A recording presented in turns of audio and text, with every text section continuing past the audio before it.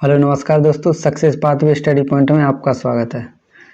तो आज हम पढ़ेंगे एनवायरनमेंट का पार्ट 2, पारिस्थितिकी एवं पारिस्थितिकी तंत्र यानी इकोलॉजी एंड इकोसिस्टम। जो यूपीएससी दृष्टि कोचिंग आईएएस कोचिंग है उसकी दृष्टि प्रीलिम्स प्रैक्टिस सीरीज की जो बुक है उसके क्वेश्चन देखेंगे। चलिए शुरू करते हैं।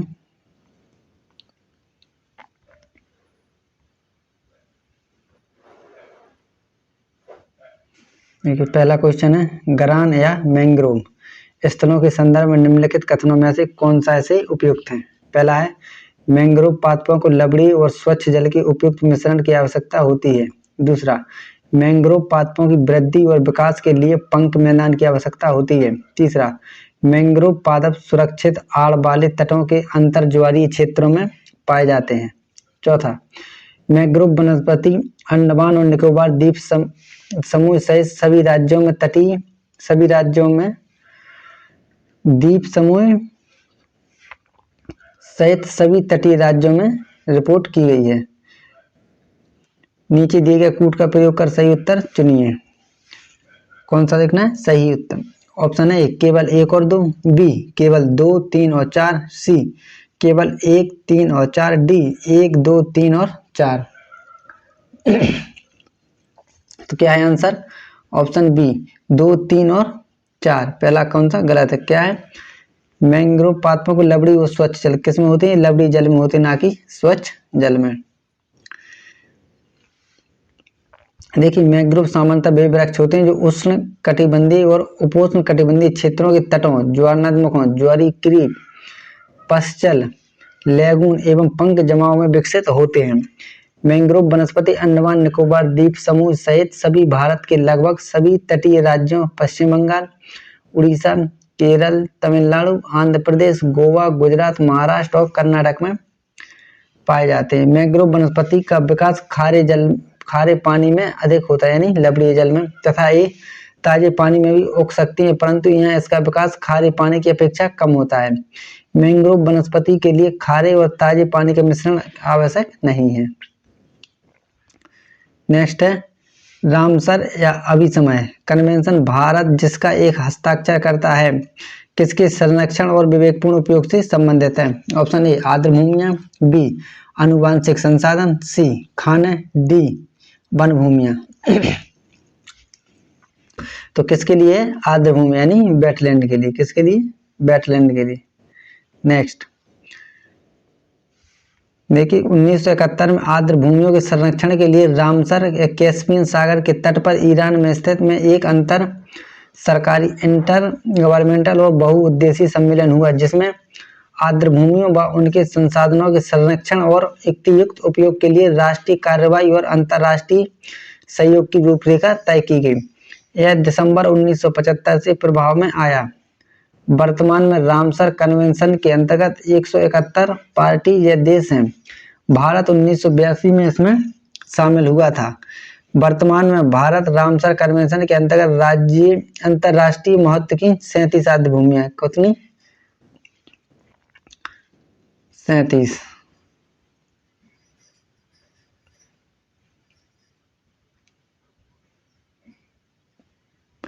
और अब भारत में कितनी हो गई हैं? 75। कितनी आर्द्र भूमियां हो गई हैं? 75। नेक्स्ट, प्रवाल भित्तियों की वृद्धि के लिए निम्नलिखित में से कौन सी आवश्यक दशाएं हैं? ए प्रकाशीय स्थितियां, दूसरा स्वच्छ और अवसाद रहित जल, तीसरा 6% समुद्री लवणता, 4 उष्ण कटिबंधीय समुद्री जल जिसका तापमान 20 डिग्री सेंटीग्रेड से 21 डिग्री सेंटीग्रेड तक होता है। कितना होता है? 20 डिग्री से 21 डिग्री सेल्सियस। नीचे दिए गए कूट का प्रयोग कर सही, कौन सा कूट का प्रयोग कर सही उत्तर चुनिए। कौन सा देखना है सही?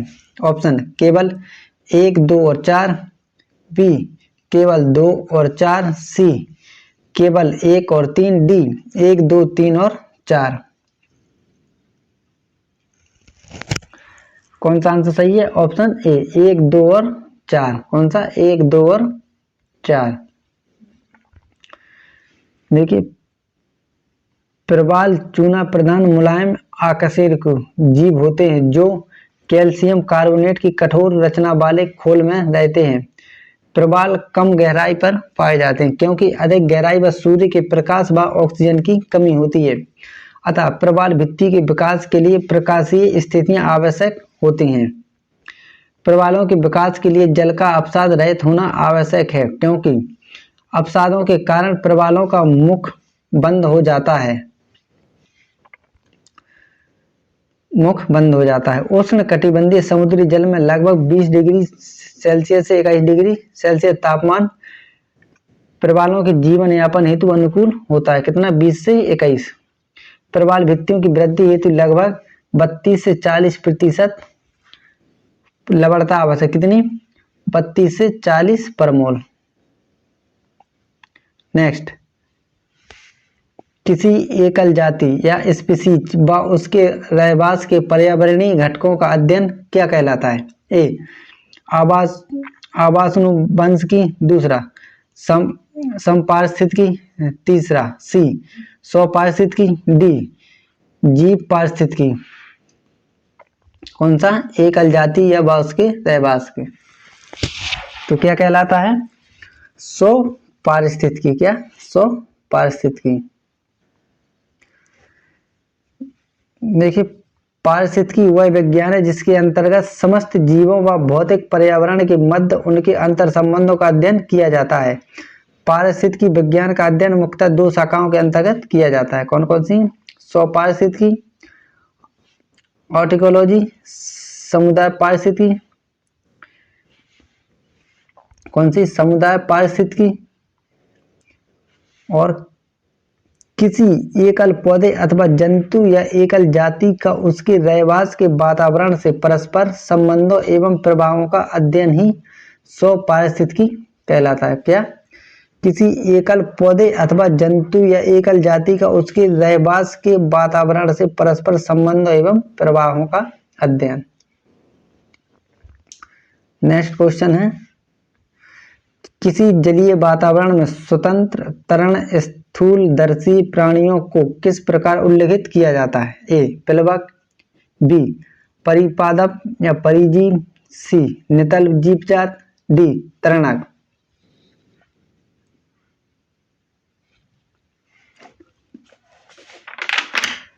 तो क्या कहलाता है? Option D. क्या? ऑप्शन डी क्या कहलाता है? तरणक। स्थूल आकार वाले शक्तिशाली जंतु जो जलीय वातावरण में स्वतंत्र रूप से तैर सकते हैं तथा धाराओं के विपरीत तैरने में भी अंशतः सक्षम होते हैं तथा इनमें अधिकांश जंतु कशेरुकी होते हैं। ऐसे जंतु तरणक या नेक्टन समुदाय में आते हैं। नेक्टन समुदाय का प्रमुख जंतु मछली है जिनमें से हेरिंग, फ्लेक्स, कॉड, स्क्विड्स मछलियां, टूथ व्हेल और सी काऊ आदि प्रमुख हैं। प्लवक सागरीय बायोम के प्रकाशित क्षेत्र एवं सागर के ऊपरी एपिपेलेजिक मंडल में जल के ऊपरी भाग गहराई लगभग कितनी होती है? 200 मीटर में पाए जाने वाले सूक्ष्म जीव जंतु कौन कौन से? प्रोटोजोआ, क्रस्टेशियन आदि एवं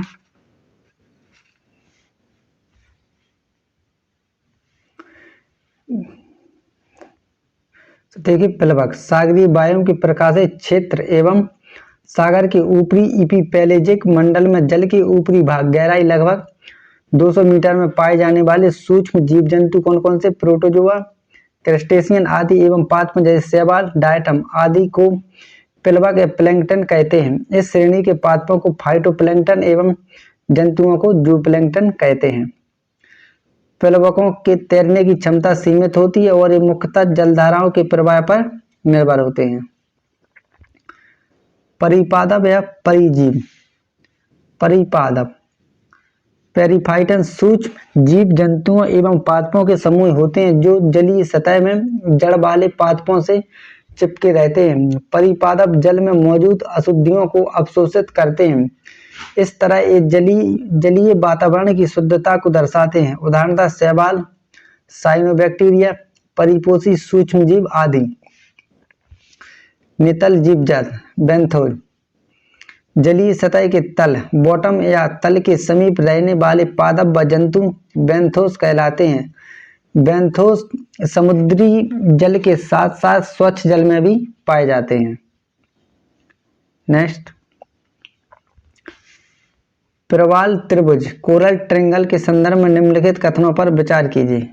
पहला है, प्रवाल त्रिभुज Indonesia, Malaysia, Papua New Guinea, Philippines, Solomon द्वीप और तिमोर लेस्टे के उष्ण कटिबंधीय सागरीय जल के एक अनुमानित त्रिकोणीय क्षेत्र के लिए प्रयुक्त होने वाली भौगोलिक शब्दावली है।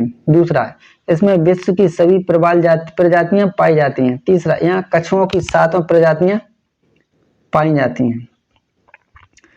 नेक्स्ट, उपयुक्त कथनों में से कौन सा ऐसे कथन सही है? ऑप्शन ए केवल 1, बी केवल 1 और 2, सी केवल 1 और 3, डी 1, 2 और 3। तो क्या है आंसर इसका? ऑप्शन ए केवल पहला सही है।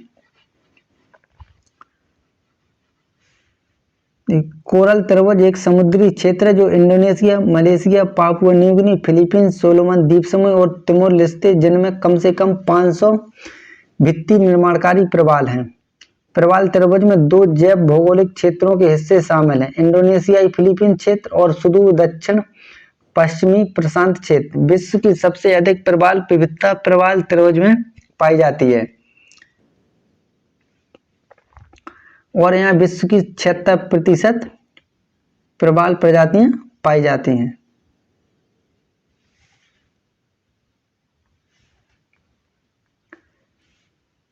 प्रवाल प्रजातियों की विविधता का अधिकेंद्र इंडोनेशिया के पापुआ के बर्ड्स हेड प्रायद्वीप में पाया जाता है। प्रवाल त्रिभुज का 95% और विश्व का कुल 72%, क्योंकि इस क्षेत्र में पृथ्वी की अन्य क्षेत्रों की तुलना में अधिक प्रवाल भित्ति की प्रजातियां पाई गई हैं, लेकिन सभी क्षेत्रों की तुलना में नहीं, क्योंकि लेदरबैक समुद्री कछुए सहित दुनिया के 7 समुद्री कछुओं की प्रजातियों में से 6, ना कि सभी, उत्तरी बर्ड्स हेड प्रायद्वीप, बाइगो क्षेत्र, पापुआ इंडोनेशिया जैसे स्थानों में पाए जाते हैं। साथ ही ली क्षेत्र, Papua New Guinea, new Georgia, Solomon द्वीप। नेक्स्ट क्वेश्चन है, निम्नलिखित स्थानों पर विचार कीजिए। पहला रत्नागिरी, दूसरा सुंदरवन। उपयुक्त में से कौन सा ऐसे स्थान अपने ग्रांड मैंग्रोव के लिए पाए जाते हैं? ऑप्शन ए केवल 1, बी केवल 2, सी 1 और 2 दोनों, डी ना तो 1 और ना ही 2।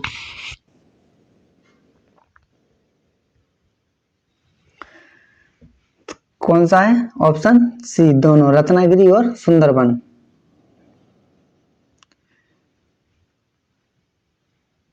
देखिए कहाँ कहाँ पर पाए जाते हैं। भारत में मैंग्रोव वनस्पतियों का विस्तार पश्चिम बंगाल में सुंदरवन सर्वाधिक, आंध्र प्रदेश, गुजरात, अंडमान निकोबार, उड़ीसा, महाराष्ट्र रत्नागिरी, तमिलनाडु, गोवा, केरल, कर्नाटक, यानी जितने भी तटीय राज्य हैं सभी में पाया जाता है। नेक्स्ट, वाटरशेड तथा वाटरशेड विकास के संदर्भ में निम्नलिखित में से कौन सा कथन सत्य नहीं है, यानी कौन सा असत्य या सत्य नहीं है? ए इसकी मूल अवधारणा है जल को एक स्थान पर रोकना तथा उसका सूखा जाना। बी वृक्ष वनस्पति जल सोखने में सहायक होता है, जबकि जलधारा अवरोध और बांध अवरोध पानी के बहाव को रोकने में सहायक होता है। सी अतः न केवल जलाशयों का पानी की आपूर्ति होती है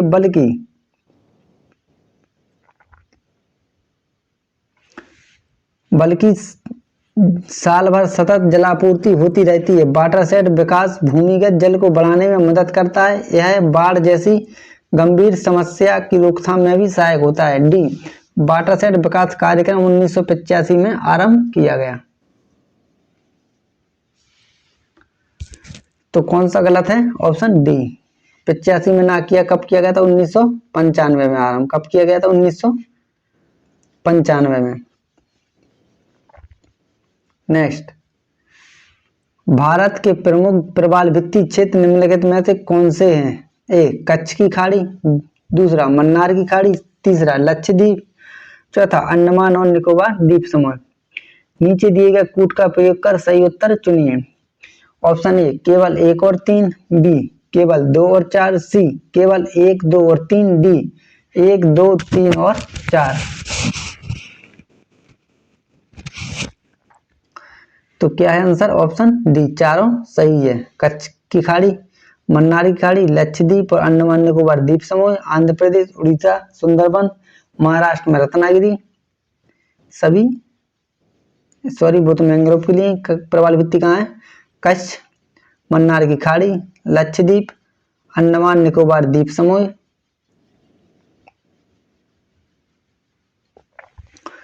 और देखिए कोंकण क्षेत्र में, अंग्रिया नेत्राणी कर्नाटक में, द्वीप है जो नेत्राणी द्वीप, और मालवण समुद्री अभ्यारण्य आदि क्षेत्रों में प्रवाल भित्तियां पाई जाती हैं। नेक्स्ट है, निम्नलिखित कथनों पर विचार कीजिए।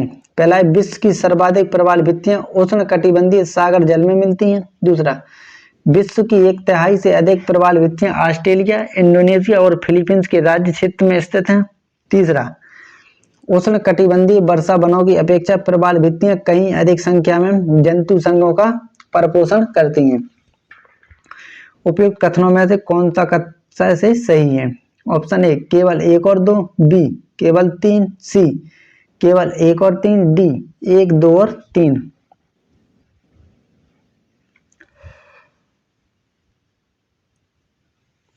तो क्या है आंसर? ऑप्शन डी, 1, 2 और तीनों सही है। विश्व की सर्वाधिक प्रवाल भित्तियां उष्ण कटिबंधीय सागरीय जल में मिलती हैं। विश्व की 1/3 से अधिक प्रवाल भित्तियां ऑस्ट्रेलिया, इंडोनेशिया, फिलीपींस के राज्य क्षेत्रों में अवस्थित हैं। उष्ण कटिबंधीय वर्षा वनों की अपेक्षा प्रवाल भित्तियां कहीं अधिक संख्या में जंतु संघों का परपोषण करती हैं। तो देखिए जो भूमध्य रेखा है इक्वेटर से 30 से 25 डिग्री उत्तर में और साउथ में, दक्षिण में, इतनी में ही पाई जाती हैं प्रवाल भित्तियां सर्वाधिक। नेक्स्ट क्वेश्चन है, निम्नलिखित में से कौन सा एक पारितंत्र इकोसिस्टम शब्द का सर्वोत्कृष्ट वर्णन करता है? किसका? इकोसिस्टम। ऑप्शन है ए, एक दूसरे से अन्योन्य क्रिया करने वाले जीव, ऑर्गेनिज्म का एक समुदाय। बी, पृथ्वी का वह भाग जो सजीव जीवों, लिविंग ऑर्गेनिज्म द्वारा आवासित है। सी, जीवों, ऑर्गेनिज्म का समुदाय और साथ ही वह पर्यावरण जिसमें वे रहते हैं। डी, किसी भौगोलिक क्षेत्र के वनस्पति जात और प्राणी जात।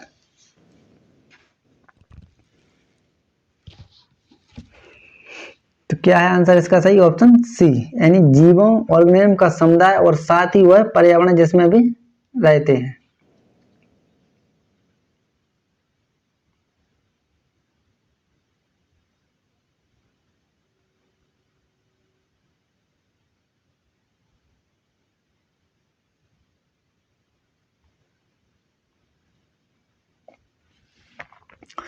देखिए पारिस्थितिकी तंत्र शब्द का प्रयोग सर्वप्रथम किसने किया था? एजी टांसले ने। कब किया था? 1935 में। टांसले के अनुसार पारिस्थितिकी तंत्र भौतिक तंत्रों का एक विशेष प्रकार होता है। इसकी रचना जैविक एवं अजैविक संगठन से होती है। जैविक घटकों के अंतर्गत वनस्पति एवं प्राणीजात, सूक्ष्म जीवों एवं अपघटकों सहित को शामिल किया जाता है। अजैविक घटकों के अंतर्गत प्रकाश, जल, तापमान, मिट्टी इत्यादि को शामिल किया जाता है। इस प्रकार स्पष्ट है कि पारिस्थितिकी तंत्र पृथ्वी के जैविक घटकों एवं अजैविक घटकों के बीच होने वाली अंतरक्रियाओं से बना तंत्र है। पृथ्वी पर सबसे बृहत तंत्र जैवमंडल होता है, जिसके तहत पृथ्वी पर जलमंडल, स्थलमंडल, वायुमंडल के संपर्कीय भाग को शामिल किया जाता है।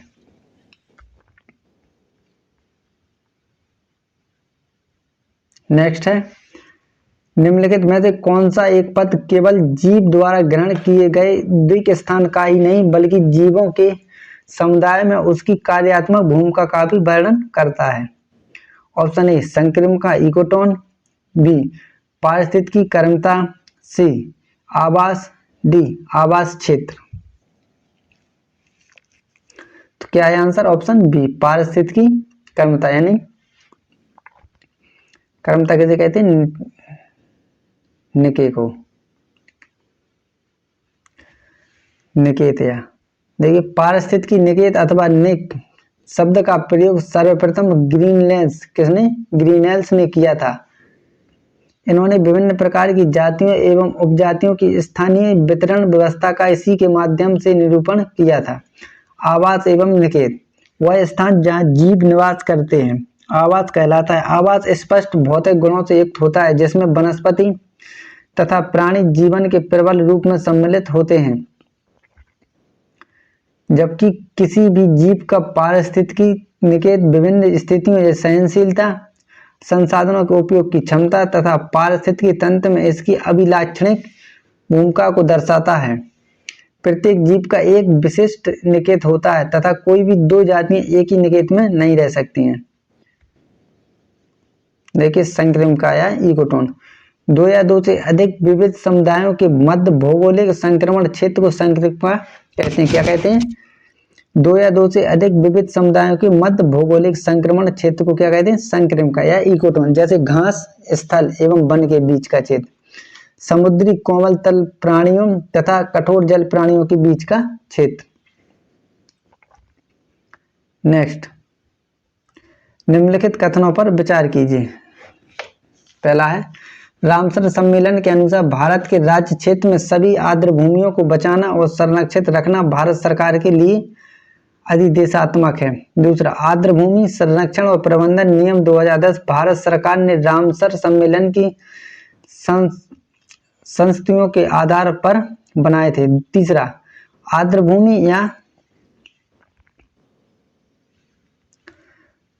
भूमि संरक्षण और प्रबंधन नियम 2010 आर्द्र भूमियों के अवाय क्षेत्र या जलग्रहण क्षेत्रों को भी सम्मिलित करते हैं, जैसा कि प्राधिकार द्वारा निर्धारित किया गया। उपयुक्त में से कौन सा ऐसे कथन सही है? ऑप्शन ए केवल 1 और 2, बी केवल 2 और 3, सी केवल 3, डी 1, 2 और 3।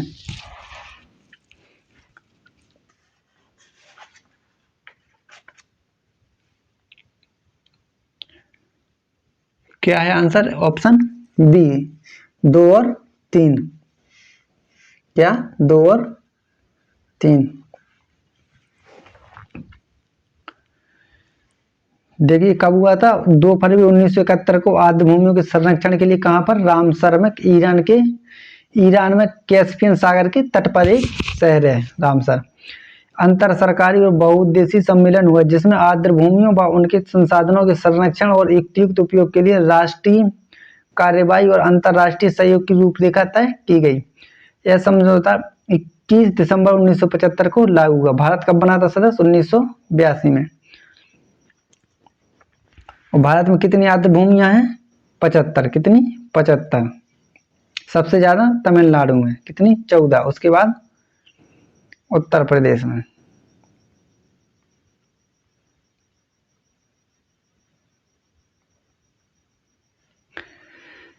नोट देखिए, 2017 में पर्यावरण, वन एवं जलवायु परिवर्तन मंत्रालय द्वारा कौन सा? पर्यावरण, वन एवं जलवायु परिवर्तन मंत्रालय द्वारा आर्द्र भूमियों के संरक्षण से संबंधित नए नियमों को अधिसूचित किया गया। आर्द्र भूमि संरक्षण एवं प्रबंधन नियमावली 2017 पहले के दिशा निर्देशों का स्थान लेगी, जो कौन कौन से 2010 में लागू हुए थे? कौन से? वेटलैंड्स को क्रीनीज ऑफ द लैंडस्केप कहा जाता है। फरवरी 2020 की स्थिति के अनुसार भारत में कुल कितनी थी? 2020 में 49। अब कितनी है 2023 में? 75। कितनी? 75। सबसे ज्यादा तमिलनाडु में। नेक्स्ट क्वेश्चन है, घास स्थलों में वृक्ष पारिस्थितिकी अनुक्रमण के अंश के रूप में किस कारण घासों को प्रतिस्थापित नहीं करते? किसमें? घास स्थलों में वृक्ष पारिस्थितिकी अनुक्रमण के अंश के रूप में। ऑप्शन है ए कीटों एवं कवकों के कारण। कौन से? कीटों एवं कवकों के कारण। दूसरा कौन सा? ऑप्शन बी सीमित सूर्य के प्रकाश एवं पोषक तत्वों की कमी के कारण। ऑप्शन सी जल की सीमाओं एवं आग के कारण। डी उपयुक्त में से कोई नहीं। तो कौन सा है? ऑप्शन सी जल की सीमाओं एवं आग के कारण।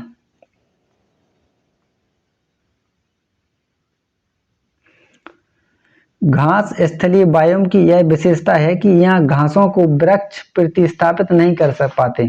इसका मुख्य कारण इस बायोम में कम वर्षा होने से सीमित मात्रा में जल की उपलब्धता का होना है। जल के अभाव में यहाँ वृक्ष बहुत ही सीमित मात्रा में छितरे हुए पाए जाते हैं। इन घास स्थलों में आग लगने की भी बारंबारता भी उच्च होती है, जिसके परिणाम स्वरूप सीमित मात्रा में उगे हुए वृक्ष जलकर पुनः समाप्त हो जाते हैं और इस प्रकार पारिस्थितिकी अनुक्रमण पुनः प्रारंभ हो जाता है। देखिए दोस्तों, जितने क्वेश्चन लिए थे पारिस्थितिकी के पार्ट 2 से वो हो गए हैं। अब इसके कुछ क्वेश्चन ले गए हैं जो अगली वीडियो में भाग 2 में लाएंगे, और जो यूपीएससी और स्टेट लेवल के जितने भी एग्जाम है सभी के लिए इम्पोर्टेंट हैं, और एसएससी के लिए भी जो एग्जाम होते हैं, एसएससी जितने भी एग्जाम कराती है सभी के लिए, वनडे एग्जाम के लिए इम्पोर्टेंट है।